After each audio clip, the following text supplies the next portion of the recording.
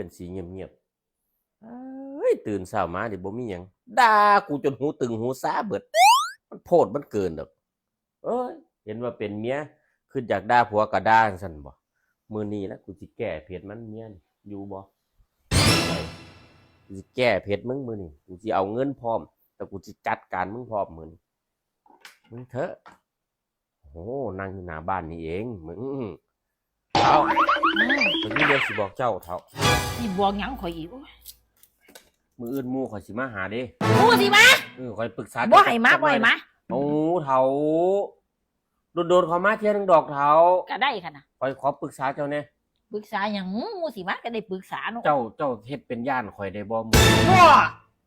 ข่อยสิจ้างเจ้า1,000เท่าข่อยจ้างเจ้า1,000ฮะข่อยจ้างเจ้า1,000ขอแค่มื้อนั้นน่ะมันอยู่กันบ่กี่ชั่วโมงดอกหมู่ข่อยน่ะเวลาหมู่ข่อยมาเฮ็ดทำตัวแบบย่านข่อยเฮ็ดเป็นบ่เท่าเจ้าสิจ้างข่อยจ้าง1,000จ้างให้ข่อยย่านเจ้าอ่ะ1,000ได้บ่โอเคค่ะว่าได้จ้างเนาะรับปากเลยแต่ว่าเอาสิซ่อมก่อนจะมีเงินจัก1,000บ่เงิน1,000ซ่อมเงิน1,000ซ่อมเอาเงินไปซ่อมเฮ็ดหยังมันคือจ้ะข่อยสิเอาเงินให้เจ้านี่1,000แล้วให้เจ้าเว้ากับข่อยกับหมู่ข่อยม่วนโอเคลองเห็นหมู่ข่อยมาลองสวัสดีเขาดิสวัสดีแบบใดสวัสดีจ้าบอกม่วนสวัสดีค่ะเอาม่วนดิว่ายินนึงดีต้อนรับเจ้าสิไปเว้าจังซั่นนี่มันหวนโพดสวัสดีจ้ายินดีต้อนรับจ้าจังซั่นล่ะต้องเว้าแบบนั้นโอเคจังซี่ติเฒ่าโอเคบัดนี้ข่อยสิใส่เจ้าเด้เฒ่าหมู่ข่อยมาไปเอาน้ำมาให้หมู่ข่อยกินแน่เจ้าสิเว้าแบบใดเฒ่าได้จ้าเป็นหยังคือเว้าจังซั่นเดี๋ยวนี้เอาต้องเว้าจังได๋คั่นน่ะได้ค่ะรอแป๊บนึงมันต้องมีคำต่อท้ายได้ค่ะรอแป๊บนึง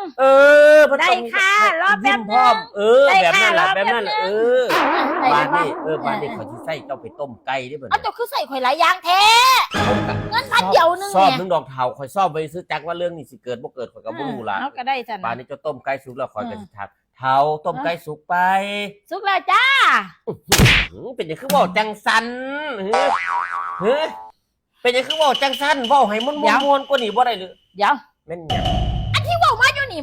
ปรากฏว่ามันคือเฮ็ดยากคักแถวเขาก็ว่ามันขอเว้าดีแล้วเด้มันต้องละคันที่มันยากคักปานนี้ข่อยบ่เอาดอกเอางั้นเจ้าขึ้นไปซะเฒ่าเงิน1,000พุ่นดี1,000กูก็บ่อ่อนซ้อนดอกคันสิเฮ็ดยากแค่ซ่าปานนี้ก็ได้เว้าม่วนๆเจ้าเว้าบ่ได้สิม่วนๆซ้ำใดอีกกูก็ว่ามันเว้าม่วนแล้วแม่จังซี่เพื่อเงิน1,000นี่บ่ได้ติบ่เอาดอกคันสิเฮ็ดยากแค่ซ่าเอาล่ะเป็นหยังคือบ่เอาเงินตั้ง1,000แหมมันเว้ายากโพดมันขัดตัวเจ้าของนี่ข่อยบ่ได้เป็นคนนิสัยจังซั่นหรอกข่อยต้องมาดัดจริตเฮ็ดข่อยเฮ็ดบ่ได้เงินตั้ง1,000นี่บ่เอาไม่อ่อนซ้อนดอกผมไม่อ่อนซ้อนเอาหนีไปไกลๆรถเงินเจ้า1,000ผมไม่ได้สิอิสอ่อนดอกบ่เอาก็อย่าเอาคั่นน่ะบ่เอาข่อยเอาเองเดี๋ยวเป็นหยังมื้อเจ้าว่าเจ้าบ่เอาแล้วหยังแต่ว่ามื้อนี้มันเงินข่อยเอาคืนมาเจ้าว่าเจ้าบ่เอาว่านึงนี่ข่อยถามเจ้าแล้วเอา